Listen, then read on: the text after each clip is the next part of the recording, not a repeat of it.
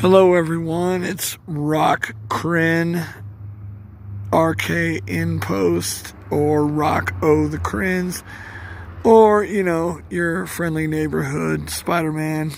I'm just hanging out, thinking about life and thinking about music and thinking about all the best stuff in the world because right now we don't have any good stuff.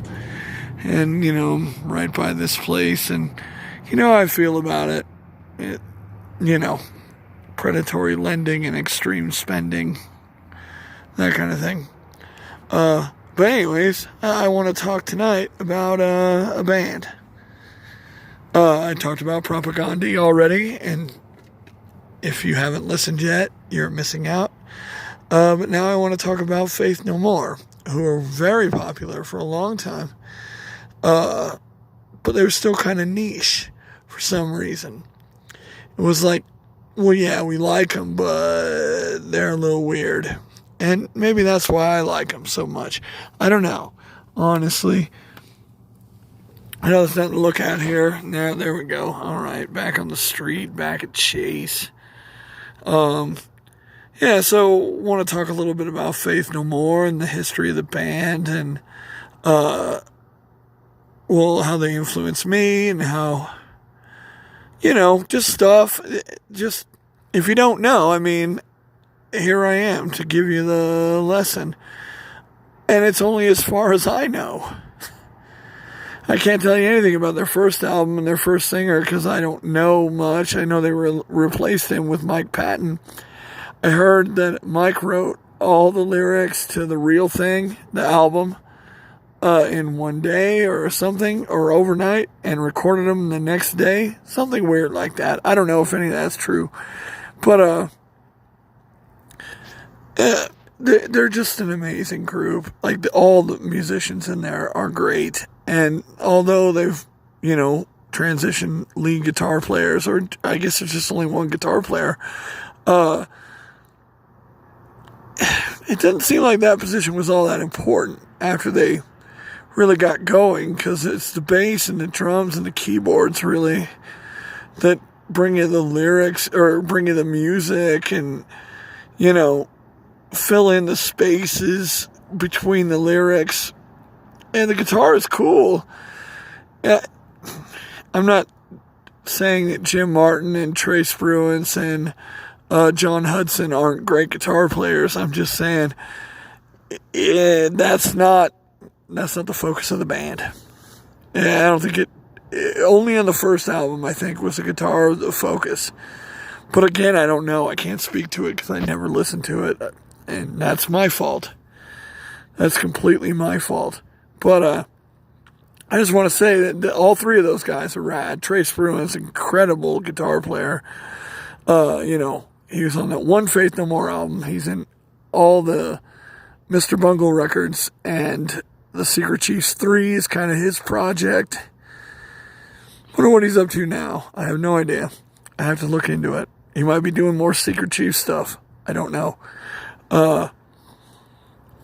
But yeah, it's like you have a band and you have this guy join just out of nowhere, right? And he turns out to be like one of the greatest vocalists in the history of rock music. And it's like, well, I guess we got to feature him in our songs because, that should be important. Something just crawled up on my hat. Ugh. Spiders. They're gross. Again, just... yeah. Anyways, yeah. It's like... they didn't know what they had when he started with the band, and then they got, kind of popular. And then, their popularity waned really fast. Because the Angel Dust record is, I don't know, a masterpiece to me and to a lot of people. But critics didn't like it, and the general populace weren't into it. It wasn't The Real Thing Part 2. It wasn't, you know, Falling to Pieces and Epic. It's not like that at all. It's a very different record than those. And it's pretty heavy with the guitar and stuff. I don't know. But it landed with me, like this guy who's talking to you right now. Because I didn't, I'm a kid in high school. And I see the video for The Real Thing and Epic. And I'm just like, fuck these clowns. I couldn't hear what they were trying to do. Honestly, it didn't land with me. But I heard Midlife Crisis. Saw that on MTV, and there's a guy being drawn and quartered in the video. I'm like, this is interesting. So I got more into them. And then I went back and listened to The Real Thing, because I was like, I know Epic's a cool tune. What else have they got? Zombie Eaters, oh my god, and their cover of War Pigs is, supreme. Faith No More, just their first two second and third records are pretty damn good. I think Angel Dust is a masterpiece. But then they put out King for a Day, Fool for a Lifetime. And I think I was the only kid on the block that liked that. I didn't live on a block anymore. But it's, I thought Evidence and Take This Bottle, oh my god. And Cuckoo for Kaka, and there's so many rad songs on there. I don't know why people didn't like it. I honestly don't. But maybe they wanted another Angel Dust and they didn't get it. Because it's not Angel Dust Part 3 or whatever. It's not The Real Thing Part 3. It's a brand new thing with all kinds of new tunes on it. Digging the Grave. I think that was a kind of a hit song. But on a whole, that album didn't connect with the core audience of Faith No More. At least as far as I knew. Just being an individual out in the world, trying to listen to tunes and get, figure out how to play them and how to, what's the point? What's the message? What's going on here? And there's some incredibly fun songs. And of course, I used to subjugate my friends to that album while they drove around in my car, while I drove them in my car, and they weren't having it. But, the friends I had at that time were into the Smiths and the Cure. They didn't want any of that shit. Nope, not at all. Years go by, I don't know, 94 to 97, it's just a few years, and they put out Album of the Year, which, in my opinion, was the album of the year. Of all the music that came out that year that I heard, it's amazing.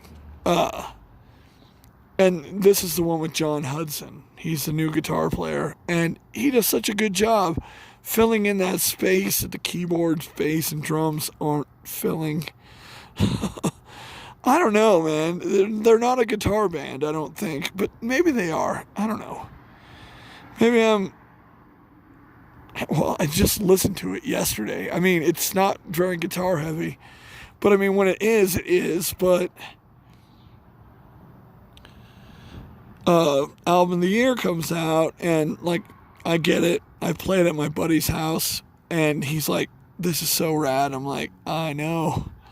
Disco Volante by Mr. Bungle had come out shortly before that, and that's also Mike Patton's band, and that didn't go over very well with my friends. But Album of the Year, oh my god, Album of the Year, just every song's a hit.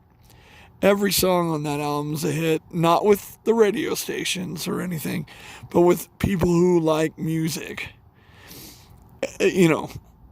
every song's a hit. And that's like kind of the end of the band. They kind of broke up after that one. And you don't hear anything from them from 97 to, I don't know, was it 2015 or something, when they put out Soul Invictus.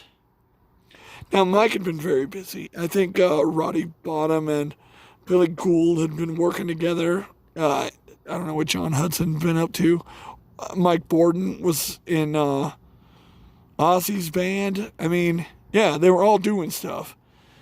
But they get back together because Billy had just written a bunch of songs.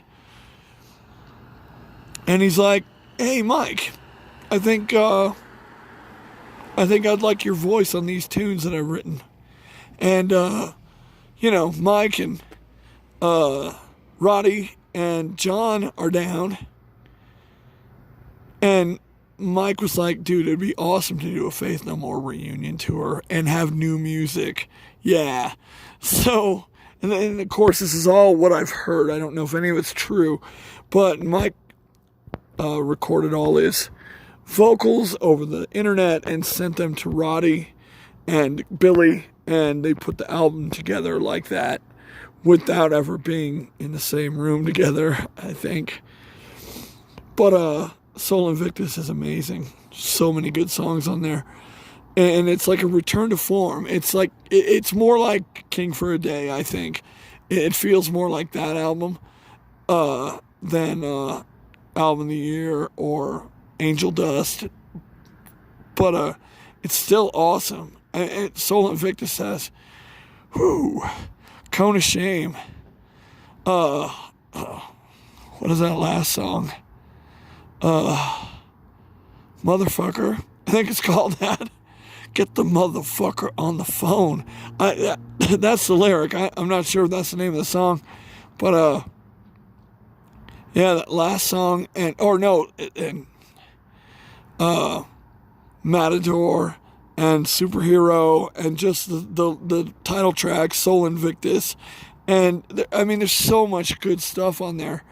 I can't name every song because that would seem disingenuous, but I think the album's awesome. And Mike's vocals are amazing, and everyone's playing is great. So yeah, here's a little introspection into the mind of someone who really likes Faith No More. And this is how I feel about him. And, I don't know everything about him. I'm not going to lie. I don't know much about them, except their music, for the most part. I've heard a little bit of stuff. Read an interview with Mike Patton a long time ago, and it was very disgusting. I don't want to repeat anything here, because I don't want my channel getting taken down. But, yeah. They're one of my favorite bands of all time, and I think everyone should give them a listen. Especially Angel Dust, because there's something special about that record. I can't tell you, like, this track or that track. Because, if you listen to the whole album, you're going to hear, like, Crack Hitler and Jizz Lobber and Urban Cowboy. And there's just so much shit on there. There's so much stuff to listen to. It's amazing. And it's like to me, it's their first great album. And then King for a Day is their second great album. And Album of the Year is their third great album. And then Soul Invictus. So yeah, check them out. This ran a little too long, but I think it'll still hit. I think it'll still land. That's Chase. Get your money out the bank. I guess that's my sign off. Please like, share, and subscribe, and get your money out of Chase Bank because it's about to fold. Peace.